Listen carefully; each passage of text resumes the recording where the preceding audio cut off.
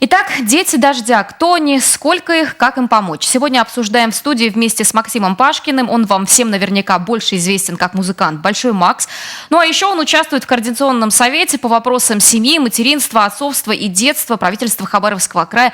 Максим, здравствуйте. Здравствуйте. И также приветствуем в студии Наталью Евтееву, руководителя Хабаровской инвалидной организации «Реальная помощь».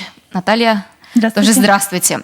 Ну, начнем с события, собственно говоря, которое нас здесь послужило поводом для нашей встречи. Это благотворительный концерт. Расскажите, пожалуйста, поподробнее, когда, что, где, куда приходить. Благотворительный концерт – это отчетный концерт вокально-инструментальной студии «Большой Макс», где я являюсь директором. Это будет любительский концерт, самый народный, наверное, концерт в Хабаровске, где на одной сцене встретятся любители, это ученики нашей студии, и профессионалы. Состоится концерт 9 марта в 18:30 в КСК «Арсеналец». Я, насколько я знаю, что билеты платные. Да, это больше не билеты на концерт, а это благотворительные билеты. Да, и пойдут, сумма собранная пойдет на благие цели. Собственно говоря, вот какие, да, давайте. Да. На какие Наталья. цели, Наталья Владимировна? Наша организация работает с 2001 года, и мы работаем по проектам. И вот один из последних проектов – это город особых мастеров.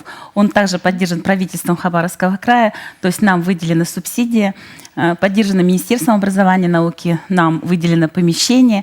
И в этом помещении мы хотим создать возможности трудовой занятости уже подросших детей и молодежи с аутизмом, чтобы они могли что-то делать, какой-то определенный предметно-практический труд, была какая-то определенная трудовая занятость.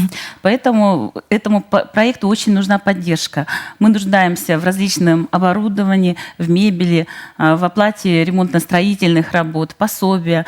Поэтому Максим Александрович, как такой социально активный отец, отозвался, увидел наши проблемы и предложил свой путь решения этой проблемы. Я хотел немножко пояснить. Дело в том, что я являюсь отцом особенного ребенка. У меня младший сын Глеб.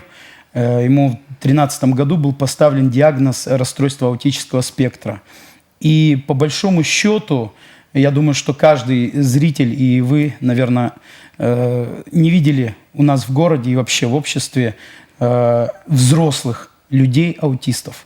Почему? Потому что во времена Советского Союза, да, было принято ставить диагноз таким детям шизофрения. Вот, их считали социально опасными людьми и, естественно, их изолируют. Но это неправильно, потому что аутизм – это немного другой вид на мир, это немного другое мышление, но это не порок. Можно аутистов адаптировать и интегрировать в социальную сферу без проблем. И вот, собственно, поэтому проект, о котором сейчас говорит Наталья Владимировна, именно этот проект позволит сделать жизнь аутистов в нашем городе, в нашем регионе более доступной. Социальная среда. Я знаю, что отозвалось очень немного, к сожалению, пока бизнесменов, чтобы организовать социальные бизнес-площадки, где мы интегрируем труд аутистов.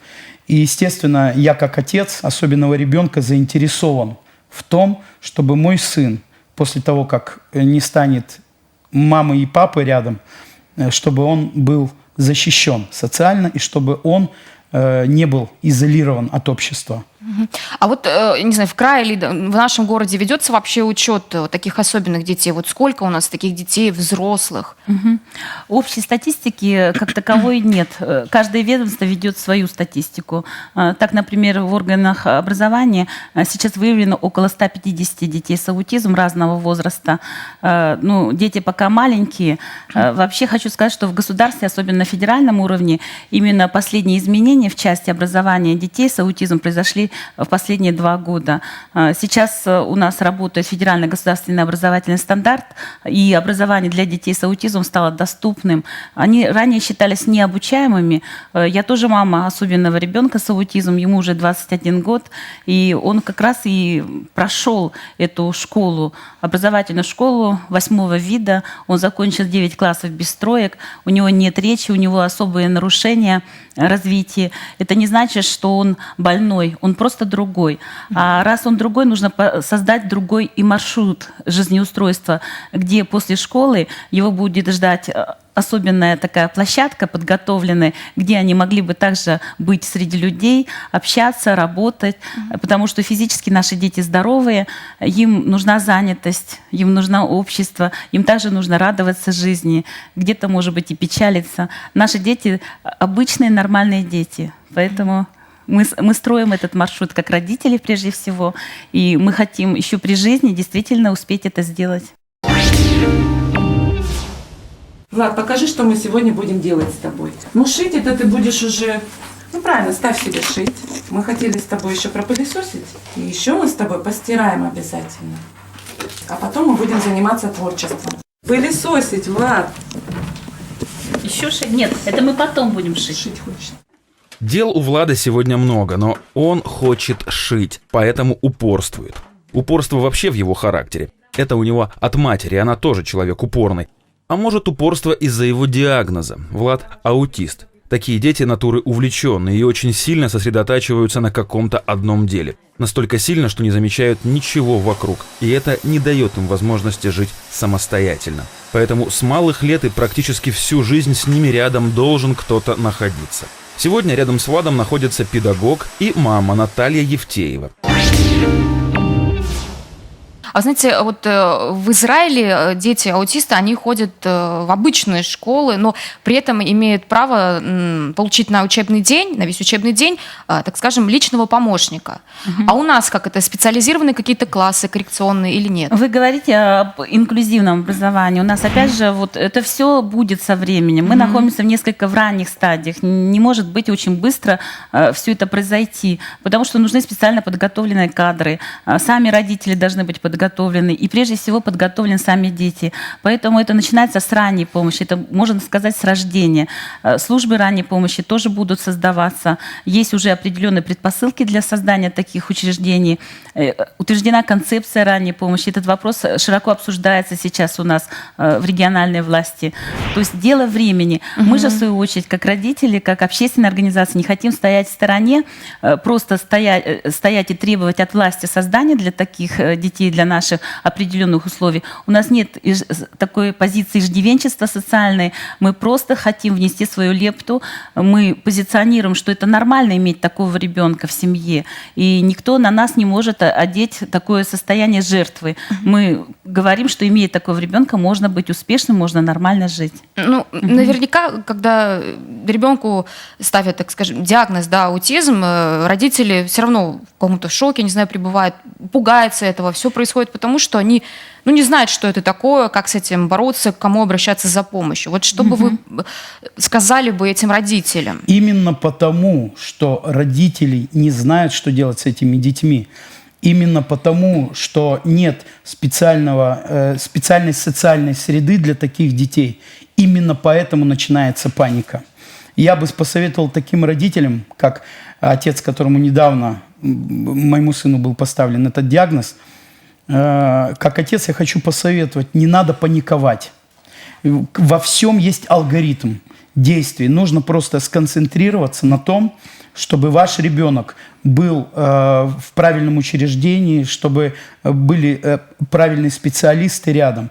И они в Хабаровске, слава богу, есть уже. Вот. И поэтому по этой причине создается этот центр. По этой причине там будут не только взрослые люди, аутисты, да, трудоустроенные и так далее, но там будет и детский сектор, где будут проводиться необходимые занятия, необходимые тренинги для особенных детей, где будет проводиться полностью обучение и ликвидация каких-то, будем купировать какие-то состояния, способствовать этому, чтобы ребенок мог все-таки социализироваться и вот все какие-то... Получать навыки, да, которые ему необходимы в дальнейшей жизни. Ну, еще такое бытует мнение, что в России в вопросе аутизма мы абсолютно отстаем от всего мира, потому что у нас позже его диагностируют, у нас, в общем, не лечат его, вообще не знают даже, как это. Нет, я не могу согласиться, Ульяна. Почему? Потому что 15 лет занимаюсь этой проблемой. Я участвую и в Общественной палате, в работе Координационного совета по делам инвалидов. Мы как раз представляем нашу площадку «Хабаровский край». Там в работе свои предложения, запросы мы все эти годы отправляем. На самом деле очень большое внимание к проблеме аутизма в нашей стране. Опять же, создался совсем недавно федеральный государственный ресурсный центр по организации помощи детям с аутизмом. Возможно, у нас по всем регионам России будут открыты отделения этого ресурсного центра федерального, уже регионального уровня. То есть вся методическая база обучения специалистов будет организована, но и мы здесь тоже эти годы сложа руки не сидели, потому что мы давно тоже уже продвинулись. Сейчас уже с развитием интернета, с доступностью этих методических материалов нам это все возможно. И самое главное, что на месте у нас есть эти площадки уже. Это было трудно. И вот новая площадка как раз появится вот с помощью нашего проекта «Город особых мастеров». Мы не ставим перед собой задачу в рамках некоммерческой организации создать и такую социальную площадку и охватить всех детей с аутизмом. Для нас самое главное создать одну модель, по которой, где мы опробируем технологию сопровождения уже подросших детей, молодежи, может быть, взрослых, они будут расти, и мы дальше будем их сопровождать. И на этой модели мы будем учить другие населенные пункты, другие активные инициативные группы или общественные организации, или учреждения, и показывать, что это возможно, что ничего сложного в этом нет. Нужно просто предусмотреть все эти условия и кадры. Ну вот, на ваш взгляд, какие сейчас методики оговорюсь, лечения аутизма сейчас более эффективнее? И вообще, родители сами могут заниматься со своим ребенком или обязательно это нужно к специалисту идти? Ну вот проблема аутизма, она решается обязательно комплексно. Вот то, что мы с вами уже обговорили, что должна быть политическая воля, создание условий, подготовка кадров – это одна часть задачи. А другая часть задачи, конечно, уже по направлениям. И проблема аутизма находится на стыке социальных сфер различных. Это и здравоохранение, прежде всего, потому что человек родился, его сопровождают до самой смерти, его лечат, уже дают какие-то определенные воздействия медицинские, да. А другая часть – это образовательная часть. То есть человек учится, его учат в органах, в учреждениях образования. Самообразование очень важно, да. И, конечно, социальная сфера, потому что могут быть различные трудные жизненные ситуации, когда нужно действительно помочь, именно социальная помощь должна прийти.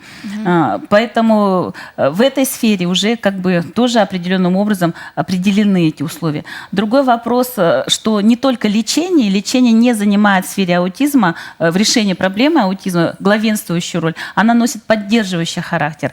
98% это психолого-педагогическая помощь. Потому что если ребенка с аутизмом не учить, он сможет только научиться тому, что он наблюдает и смотрит. А нужно действительно прямо вот активно воздействовать на него, учить. Вот чему будем учить, то и будет у ребенка. Давайте еще раз вернемся к благотворительному концерту. Все понятно, это деньги, да, которые мы получаем за билеты, идут они у нас на благие цели. Как можно вам еще помочь? Ну, помочь было бы здорово, если бы билеты раскупались быстрее, потому что...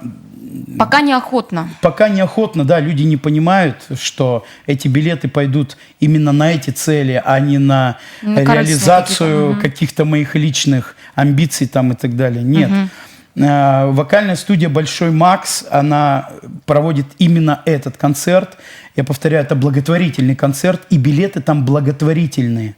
Я как понимаю, что финансовая поддержка нужна будет и для ремонта здания, которым будут заниматься дети. Только для того, чтобы отремонтировать крышу, требуется 5 миллионов рублей. 5 миллионов рублей.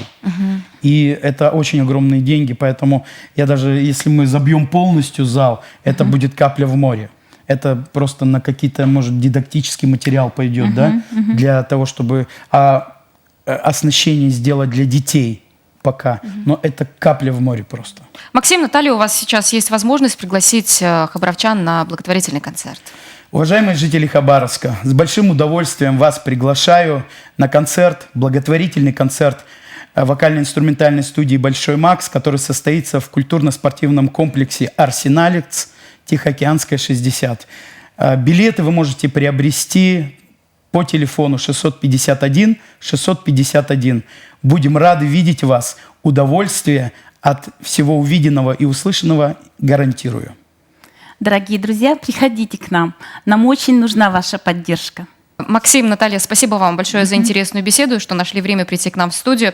А я напоминаю, что сегодня у нас в гостях были Наталья Евтеева, руководитель Хабаровской инвалидной организации «Реальная помощь», Максим Пашкин, музыкант, член Координационного совета по вопросам семьи и детства правительства Хабаровского края. Спасибо еще раз и до свидания. Всего доброго. Спасибо.